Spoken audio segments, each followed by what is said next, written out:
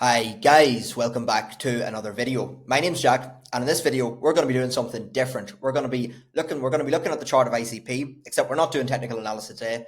We are going to be looking at the big question: how much ICP do you need to become a millionaire in this cycle? So I'm going to be walking you through my targets to the upside, how much ICP you need, and most importantly, how you can actually accumulate those units that you need without having to constantly be just buying in, adding cash from your bank onto those crypto exchanges. So it's just going to be talking through some tricks that I use and have used for the last number of years to successfully accumulate coins and hit my financial targets. So all that and more in this video. Before we get in, if you haven't already done so, please do consider hitting that subscribe button, guys. Really does help me out. I'm trying to put as much value into these videos as I possibly can so you can keep your money and make more of it. Right, so with that out of the way, let's dive in. So you all know, if you've been following this channel, my end of cycle target for ICP is between $150 to $250, right? The road we get there is unknown. I don't know how we will get there. Nobody does. But obviously, with my technical analysis, I'll be keeping you updated as we go along that journey together.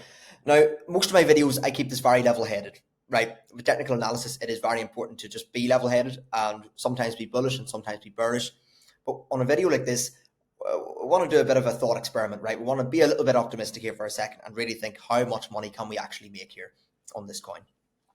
And so, yeah, I expect us to get to $150 to $250. Now, how much ICP do you need at today's prices to get you to that goal, right? So we're going to start here with 1 million.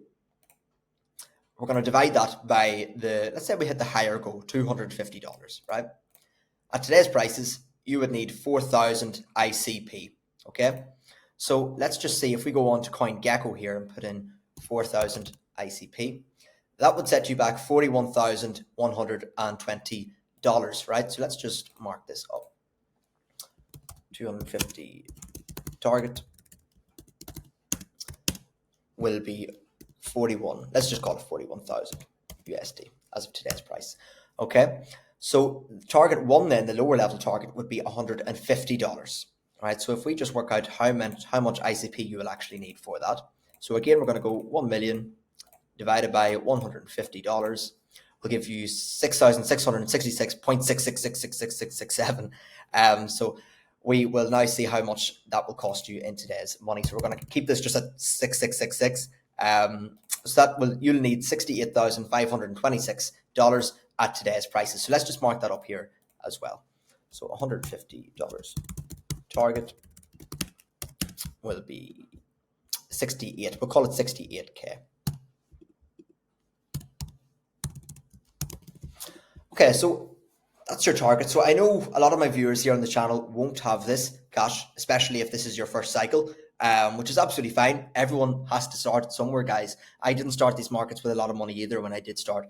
But there is a way that you can accumulate these units without having to just go into your pocket money every month or go into the wages every month and just keep investing without really any sort of structure to it, right? Because that's not the ultimate goal either here, guys. Because yes, you want to be allocating a small portion of your wealth, of your income to investments, but you don't just want to do it every Friday or at the end of every month. You know, you want to buy when there's been a crash, when it's good value. You don't just want to just dollar cost average blindly, because you can get more value for your money. So let's talk about that.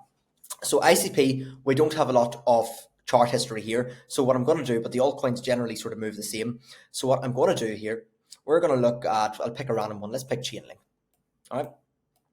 So say you are starting with a smaller amount. Say you've put $5,000 into ICP, $5,000, I should say, and you've got whatever amount of units that equates to, and you're looking to grow that. You're looking to increase your units, the amount of ICP that you own in your name.